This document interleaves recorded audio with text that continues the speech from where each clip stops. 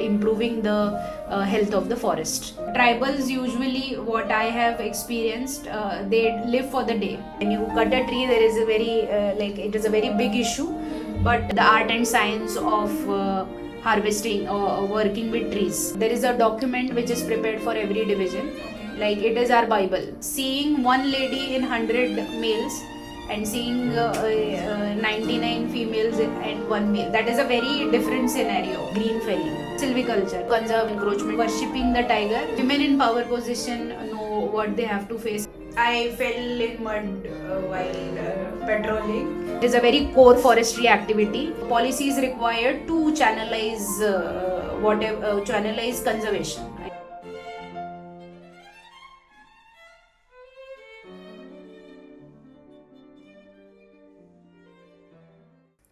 Okay, so ma'am, you are the director of Maharashtra Gene Bank, which is a very big thing. And when I was reading about you, I was really impressed by that. So I want to ask you that many people wonder ki Gene Bank, what does that mean? It sounds very technical. So can you explain to us ki what does Gene Bank mean? What is it all about? Uske andar kya hai? All of that. Gene Bank, the name was incepted in 2006 and all. So we have a Biodiversity Act under which Maharashtra State Biodiversity works. So Gene Bank is one organ of Maharashtra State Biodiversity Board, and it was envisaged ki whatever germplasm, rare endangered species in Maharashtra we have with respect to all the ecosystems, may it be forest or agro biodiversity, so we have to conserve them.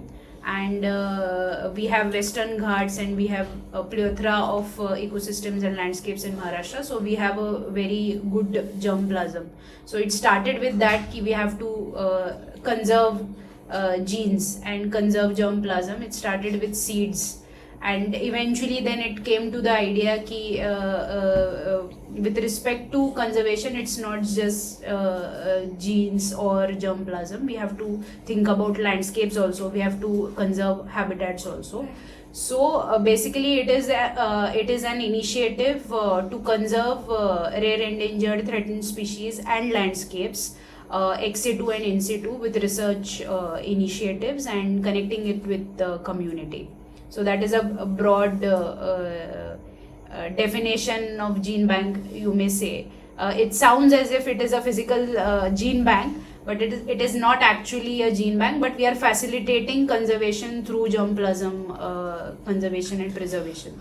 So basically we fund research projects and do activities which lead to conservation of species and landscapes. So we are looking at both landscapes as well as species, you said. Yes. So like it's not only seeds or like plant related things. Just to add to it, we are going into agro biodiversity also. So we are looking at agriculture also and livestock also, with also and not just research and ground activities. We are going into awareness initiatives also.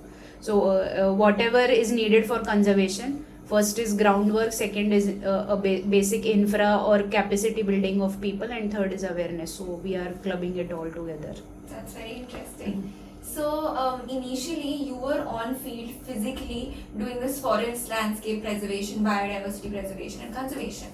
But now there's a shift and you are working under the genetic part of it.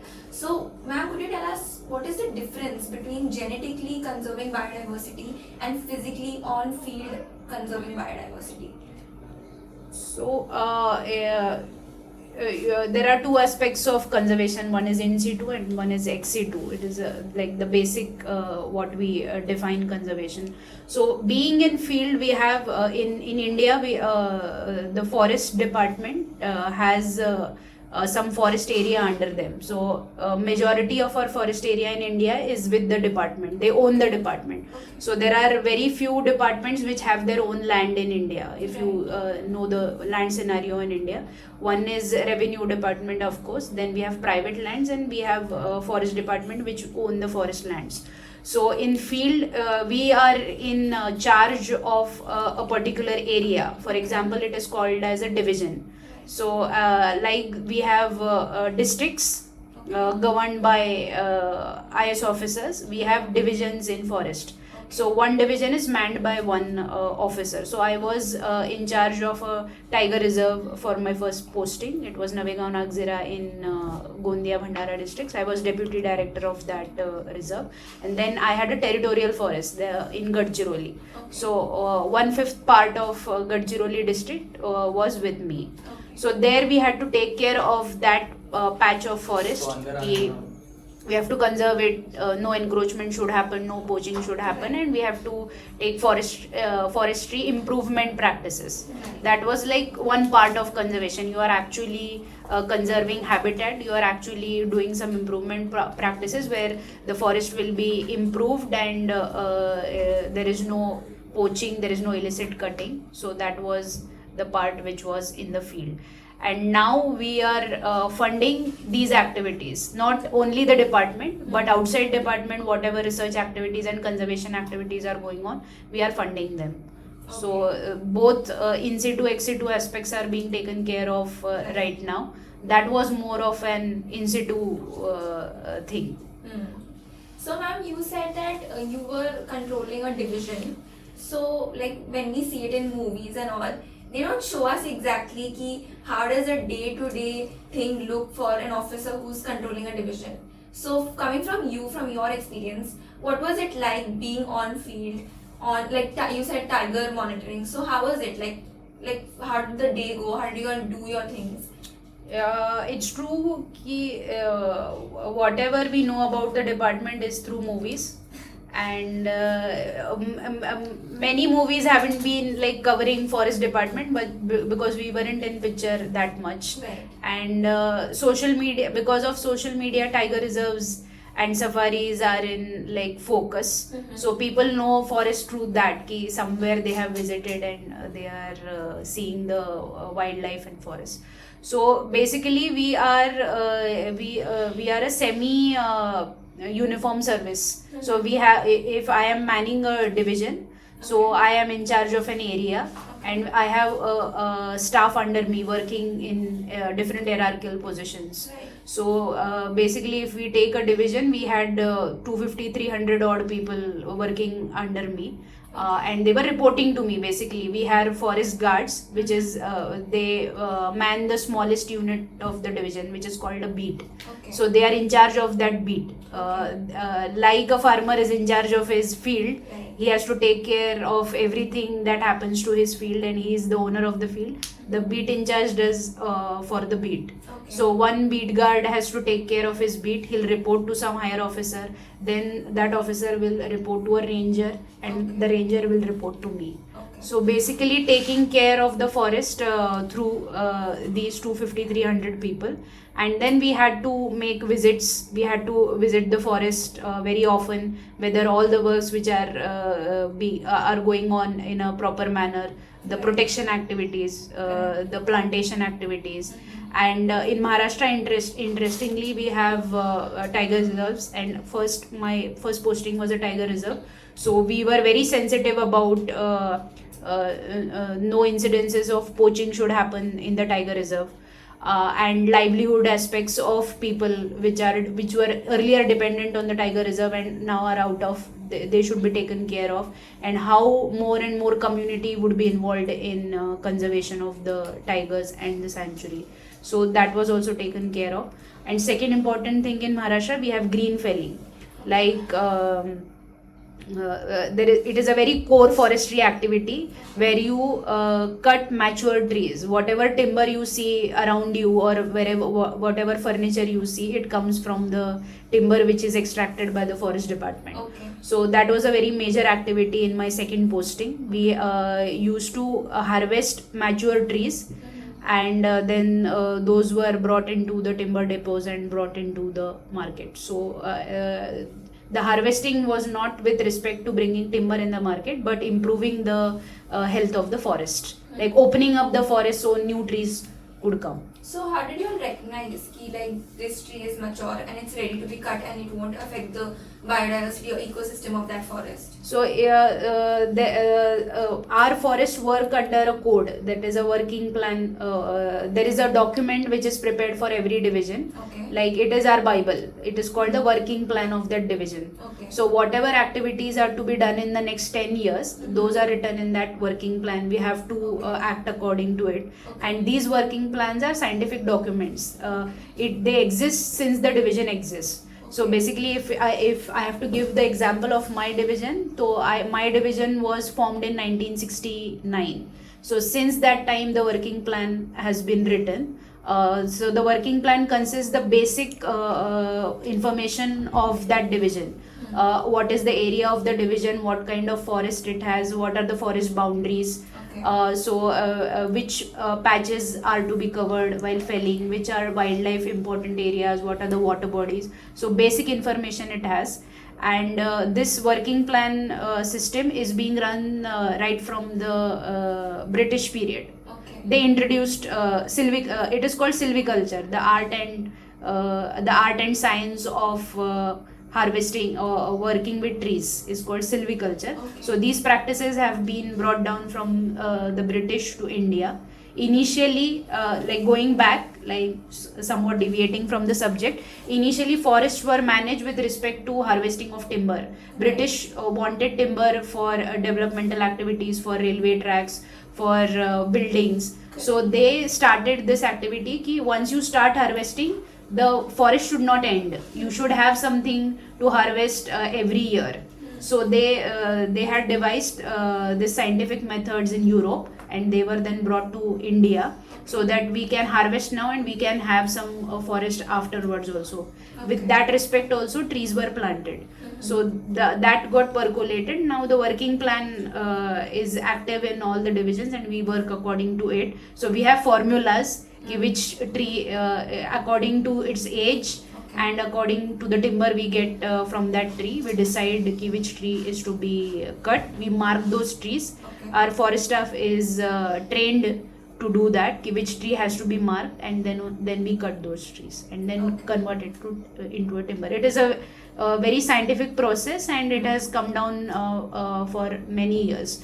So if you see a log in some depot now, so that has been like worked upon for a year. It has been marked the previous year, then cut. But the science behind is like for 70-80 years ka science hai. And each species has a different need. So teak, for example, we talk of teak a lot in India. So teak takes 80 years to mature. This has been established over the years with research and all the plantation activities and harvesting activities we have done. So if it is 80 years old, so you cannot guess the age of the tree by looking at it. Right. So there is a girth which the tree attains in 80 years. Okay. That studies have been done. Okay. Ki if a tree is of 80 years, then it would have some girth. Girth is like the circumference of the Yes, tree. right. So we measure that and then we do it. And for every division, the conditions are different. Okay. So if I am harvesting a teak of 135 centimeters in Gadchiroli, it may be 105 centimeters in Nagpur. Okay. So that deep study has been done on all aspects. According to different divisions. Yes, different- according to a different. So since the division exists, the working plan exists, and it is revised every 10 years by concerned officers according to the need of the forest. Like there'll be decisions also ki some forest is not regenerating, so we have to cut less trees. And again, this practice is not done very extensively in India. Okay. Maharashtra is like one of the foremost states which is actually implementing the working plans. Okay. And as we know, there is a very negative aspect to cutting trees in Right. India. When you cut a tree, there is a very like it is a very big issue. But looking scientifically at forest health and the timber need which India has, so if we have to balance that, then it has to be taken very scientifically, the harvesting thing, which is not being done in many states. 3-4 states do that, and we are like leading that aspect with Okay. many. That's right. Okay. Okay. So when we talk about like biodiversity, biosciences, environmental protection, there's always a policy aspect to it. Like they don't exist in isolation because we need policies, right? So how, according to you, is policy like crucial in the future of biodiversity conservation or biosciences as a whole? Basically, I would like to start with why we started conserving. So there was a feeling, or there was a observation ki whatever we are doing, hunting was initially allowed in India. There were game reserves. So hunting, it was observed that because of hunting, animals are like depleting. The number of animals is depleting. We don't have a number exactly how many animals we have. Right. We don't know what kind of forest we have, or what is the exactly forest area we have, what is the health of those forests. So and again coming back ki most of the forest areas in India are government owned. Right. At the same time, we have equal amounts of forest areas which are not government owned. Okay. So basically, when government owns something, then they have to like make acts and rules to protect it. Right. And again, people were dependent on forest. There were very large communities which were initially dependent on forest. But as the population increased, as our developmental needs increased, we started to like push the forest.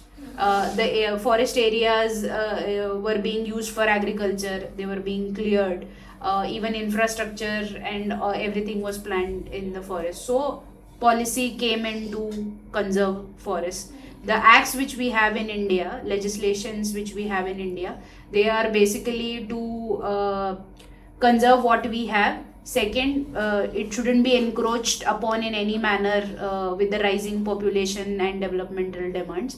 And third is the pollution aspect. Whatever activities humans are doing in India and the world, they shouldn't in any aspect harm the forest or harm whatever we have. And third is increasing the forest, which we are doing through plantations, planting trees, eco restoration, even restoring water bodies so they can aid.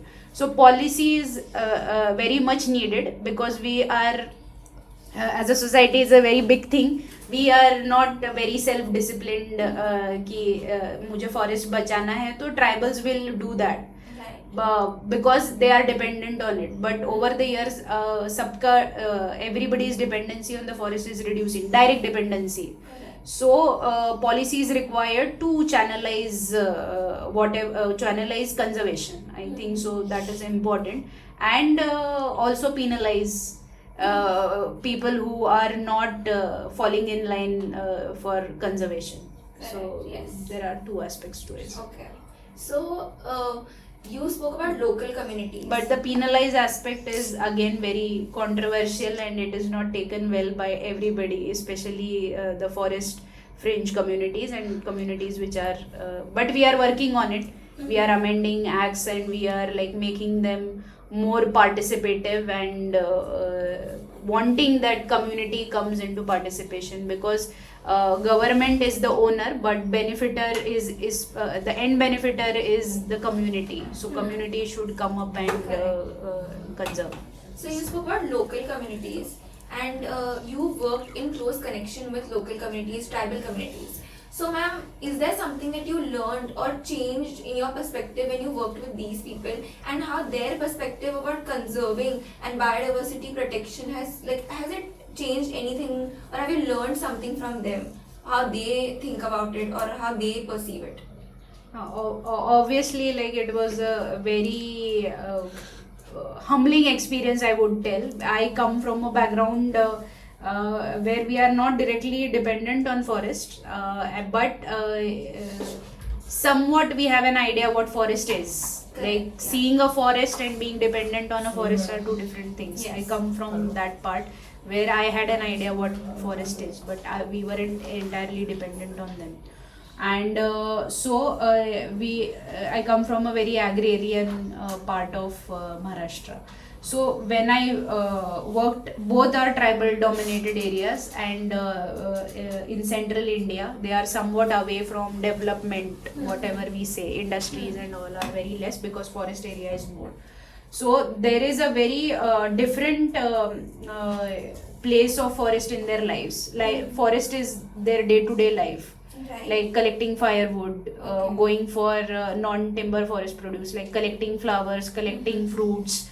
Everything is from forest. Even they worship forest. Correct. If I may tell you, there is Vagdev. Vag is tiger in Marathi. Okay. So there are statues of tigers outside the village boundaries, Okay. and it is basically ki we are worshipping the tiger so that the tiger will take care of our village. Okay. So that is like that intensely forest is in their lives. Okay. And second, because they are dependent on forest, their needs are very limited. Like their needs are limited to what they have on their plate. Right. And tribals usually, what I have experienced, they live for the day. Like they get food for 2 times, and they get to go to the forest and roam in the forest and collect and whatever they want to do. Farming is also a part of it. So it is a very good to see that they are not into like, I want a big house, I want a car, I want this many savings in my account. They are like ki, we should have the forest with us, and we should be able to go to the forest. I'll do my farming. Paddy, rice is the staple food. Rice will come, wo hai. And not very into saving and profit making. They are very happy with whatever they have. And also celebration is a very common and very dear thing to them. They'll celebrate 2-3 times a year, and that those celebrations go on for 10, 15, 20 days. Okay. And the whole village will come together and celebrate. At that time nobody will work. So in a culture where we are like working, and I have to work this many hours, I have to earn this much, and I have to get to that place. So that is a very humbling experience to see ki how they are very content in their lives. Right. At the same time, they are very content with the forest, and they are ready to preserve the forest, and they want the forest and them. So that is a very humbling thing to say. Ki, in the end, only 2-3 matters, 2-3 things matter, and those only things should matter for your whole life. Right. So that was a very humbling experience. And life is not that easy. Right. Like you have only one shop. You don't have malls there. So both the areas were like away from main cities. Nagpur is the main city in central India for them. But yes, they were affected by medical facilities, education facilities, that was not there. But then when you have very limited resources, then you learn to live with those. It was a very content life. And I was fortunate that I could see it very closely and experience it, and somehow it has like percolated in my life also. So I am a bit uneasy when I go to big cities now. So adjusting to my current posting, like Nagpur, I adjusted to the post, but living in a city was very difficult for me for 2-3 months at least. Like seeing so many people, so many cars, so many malls and everything. So yes, content life. And second, I would like to mention the amount of work the staff is doing. Like if you initially I told you that there is a beat of which the forest guard takes care. So that beat would be away from one village, like it would be 10 kilometers away, 5-6 kilometers away. There would be no human habitation, but still the guard would go patrol the beat, sometimes alone, sometimes with the villagers. Right. So many times it is said कि forest department क्या ही काम करता है, आप क्या करते हो, कहीं दिखते नहीं हो. And there is a saying कि जंगल में मोर नाचा किसने देखा. So whatever is in the forest remains in the forest. People don't come to know about it. But I would like to take this opportunity to say that I have seen people work hard, climb hills to douse forest fires, work for water bodies, which are some spots were like this, they have to walk for 5-10 kilometers, then only they'll reach their beat. So I have seen difficult times also, difficult times may were personal work. And second is, it was a left-wing extremist affected area, Sironja division, Gadchiroli division. So in that also, working in that dynamics, going to that part of the beat and working there, like whatever we are, for whatever the forest department is because of the hard work which the forest guard does, the hard work they are doing in their own beats. If they don't protect their beat, the division will not be protected. So those two things I got to learn and got to see, and the satisfaction that I derived from both these things was a very good learning experience. So we will have a rapid fire segment now. So as Ali told you in the start, ki rapid fire mein we will ask you really short questions and you have to answer spontaneously. Okay, No right. long answers, spontaneous. Nice. So hi, this is a fun segment. So I will ask you 10 rapid fire questions and you have to answer what comes first in your mind. Okay? So if you had to pick one unconventional career, so what you think will be best, that you will be best at? Like a stand-up comedian or a chef. Something which I am not doing right now. Okay. I'm asking ki what I have to choose, not what I have, No, not what I'm doing right now. So choosing an unconventional career, maybe trekking, like Oh, great. Mine too. Okay, so what's one adventurous thing you haven't done that's still in a bucket list? Like skydiving. skydiving. Others I have done. You've done other things. Skydiving. Skydiving करना है. Okay, great. Surfing was on my list, but I've done that also. So skydiving. Oh, nice. One short funny incident or embarrassing moment you have when you're serious field trip like that? I fell in mud while patrolling. So, we were patrolling and it was a rainy season and it was like pouring like anything, and we had a muddy patch. So I was like, "Ki, I'll go through it." Usually we send people ahead and then we go. But this time I said, no, it'll be easy only, I'll go. And I had a stick in my hand only. I got stuck in the mud and fell down. So office मतलब madam गिर गई ये देखने का थोड़ा मेरे लिए वो ये था. उल्टा पड़ गया. So are you a reader? Yes. Fictional, non-fictional? Fiction anytime. Non-fictional I have started because many people are non-fiction, fiction wale hi. Sorry, non-fiction. And I have started fiction on and off. Okay. But fiction, non-fiction all the time. Okay, so what's your favorite book? For this year, that is Forbidden Garden of Leningrad. Okay, my sister reads it. Yes, it's a very great book. If you come across, you should read it. Basically, who is interested in conservation and biology, it's a very great, it's a great book. Great You will be choice. moved by it. Okay. So you love nature, but what's the one thing about being in the wild that still gives you an ache? Like, still don't like it. People. Wow. It's a very hard thing to say as an officer because we are managing ecotourism also. Yes. So, but people don't know their boundaries when they are in nature. So I don't like seeing many people in forests. Zero civic sense. Okay. So, if Forest had a group chat, who do you think the most dramatic one will be in that? Like in animals, who will be the most dramatic one? Sloth bear. Okay. You have to observe a sloth bear to believe it. He's a very dramatic person, a dramatic animal.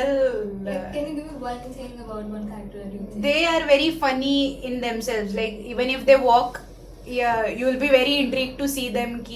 And they're very inquisitive. Okay. So I'll tell you one incident. We, as everybody knows, it is a rapid fire, but I'll just No, it's okay, it's okay. It's a we set up camera traps for monitoring tigers. You must be all aware. So we have with tigers we have all other photos. So if we have a sloth bear, there will be a cub of the sloth bear who will be inquisitive about the camera.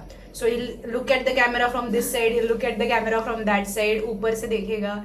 And if it gets a chance, it can remove the camera and look. So we had photographs where we had selfies of sloth bears in the camera trap. So it's a very funny animal to observe, and I can observe the sloth bear for the entire day. Like I can sit there and observe. Okay. So what's one worst advice that you get during your career years that you're grateful you're not taking it? Yeah, not working in forest, Like anything during your career years, one worst advice that someone gave it to you and you're grateful. forest you're is not for women. Oh. You should opt something else. You should try for civil services and try for some desk job. Great, you have Because field is not for the women. It will be difficult for you in the long term. It was the first advice actually when I got selected. So it was very hard to digest. Okay. One undiscovered beauty you have come across that no one knows, like it's not famous. You have seen it in the wild. It's too beautiful. Every bird I see, but there were many spots in my postings which people are not allowed to visit. We visit because we have to protect them. So many, and I cannot name them right now. So they are protected, so let them be. And birds. Also, if you have to name.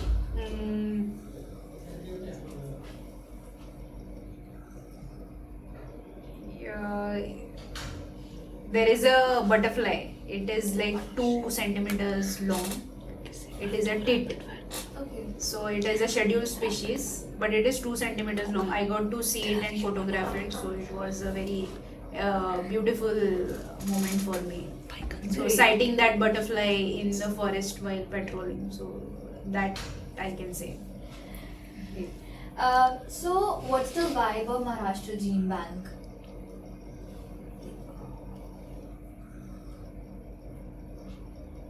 Community-led research. Okay, great.